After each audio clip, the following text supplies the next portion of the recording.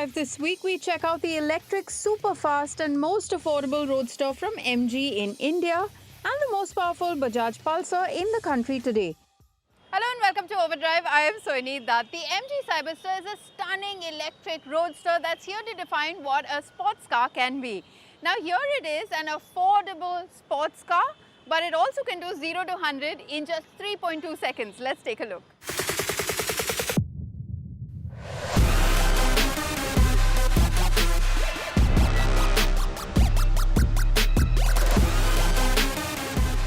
Of all the cars that you can buy in India, a small roadster under rupees 1 crore has been something that's starkly missing. But the new MG Cyberster changes that. Now MG has all the credibility that you might want when it comes to small sports cars. But will this being an EV make it a bit of a compromise? Let's find out. Traditionally, you'd want a winding country road to fully enjoy your MG Roadster. But the Cyberster is packing some serious firepower with its 510 PS and 725 Nm all-wheel drive setup. So the Buddha International Circuit seems good enough to put it through its paces. The weather got a bit tricky by the time we got to driving the Cyberster, so tail wagging was the order of the day. Also, we had some trouble with our audio on this story, so apologies in advance.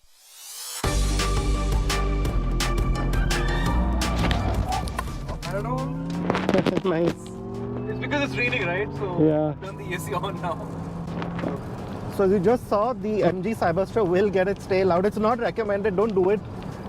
Don't turn off ESC in the open road because this is a potent car.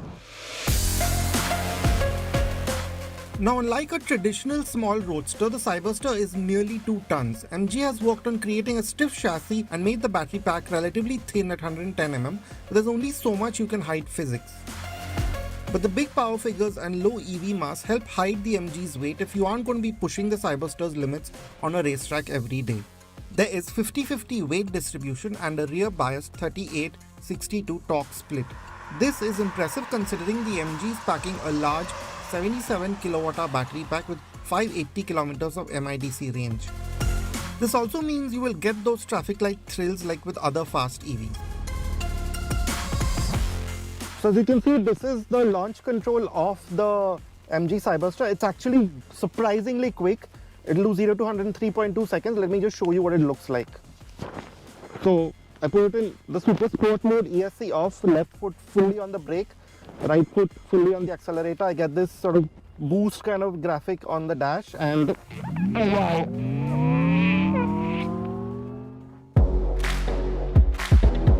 The Cyberster keeps pulling quite hard till about 150 kmph. It does taper off a bit after that, but you will be able to hit 200 kmph easily in this car.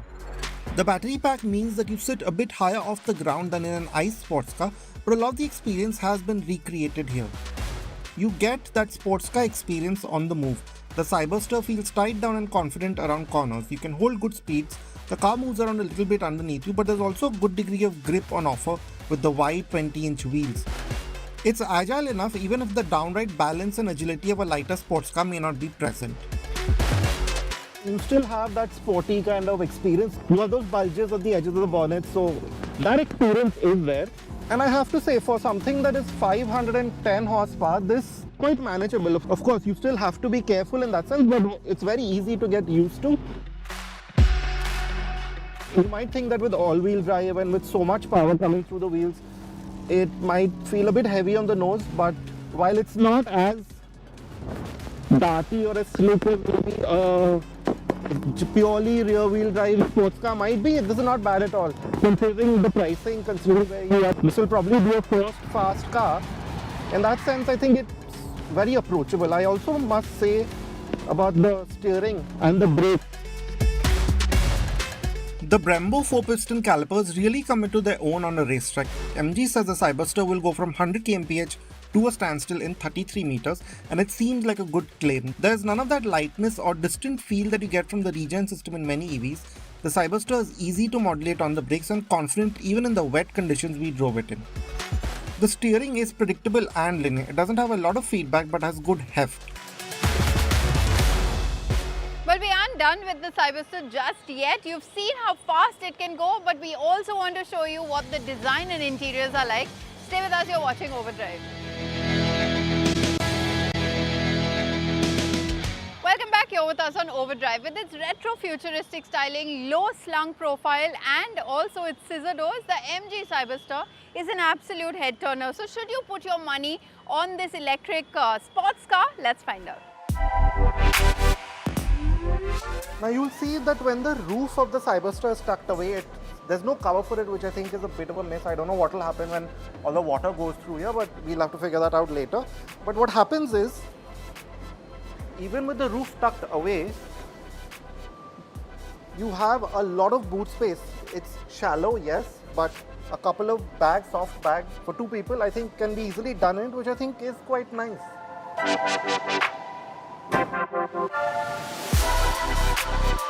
The front doesn't really hold anything, but you also get a small recess behind the seats for small items, so there's enough luggage space in the MG.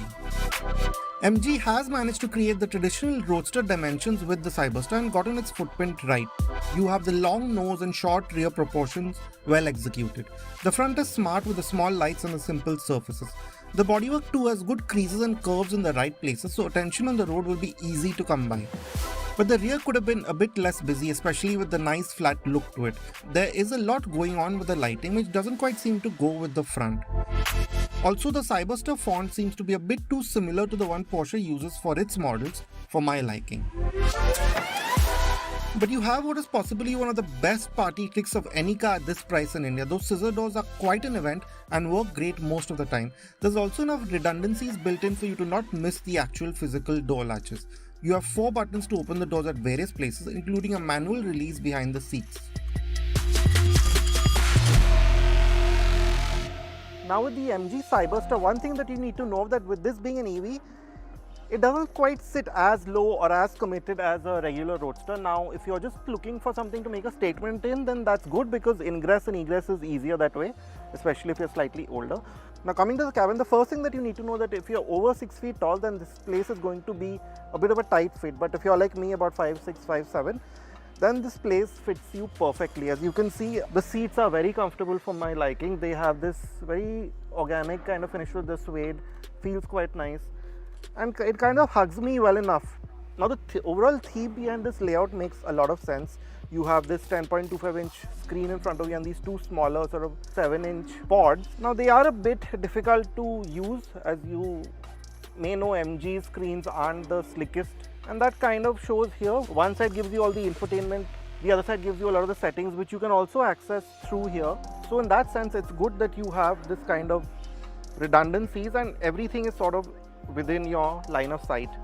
But one of the things that happens is that the steering wheel kind of blocks your view of these two screens on many occasions. When you want to use them, you still want to be stopped at a traffic light and only then use it. Another party trick are the sound modes, which come across as quite natural on the inside, but you do get taken back by that supersonic jet-like external sound design, which is a nice surprise. Here's all of the other features that you get with the Cyberster. You get 4 bags with the Cyberster, and here's all the other safety equipment that you get. Also, MG has done extensive work with the car's structure to resist rollover. Surprisingly, you don't get an auto-dimming rear view mirror, but then you usually rely on the camera since rearward visibility is tight. Steering feels quite nice to hold. It's just the right size. This flat bottom kind of theme to it works pretty well. You have this button to directly put you in that super sport mode, the most powerful mode with the launch control and so on. A lot of buttons to interact with these screens. So in that sense, it's quite nice. I especially like how these joystick buttons move. They have a nice tactile feel. The interiors could have had a brighter display in open light, but thoughtfully the paddles control regen and the drive modes, and you have direct control of the steering modes right from the steering wheel. The drive selector reminds you of the one in the last CRV, but that also means that it's quite easy to use.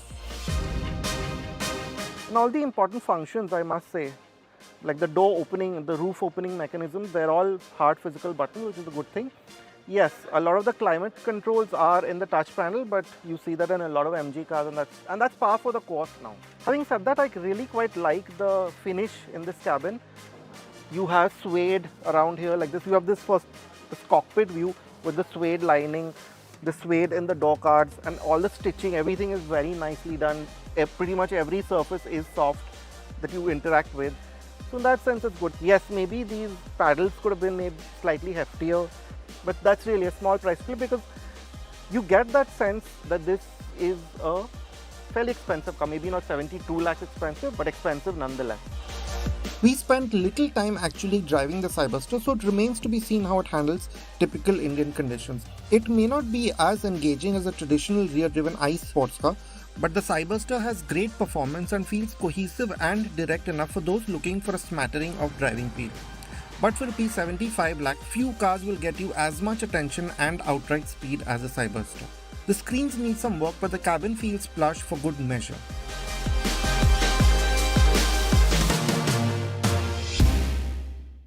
Well, it's time to take our final commercial break here on the show, but don't go anywhere because on the other side we acquaint you with the most powerful Bajaj Pulsar yet.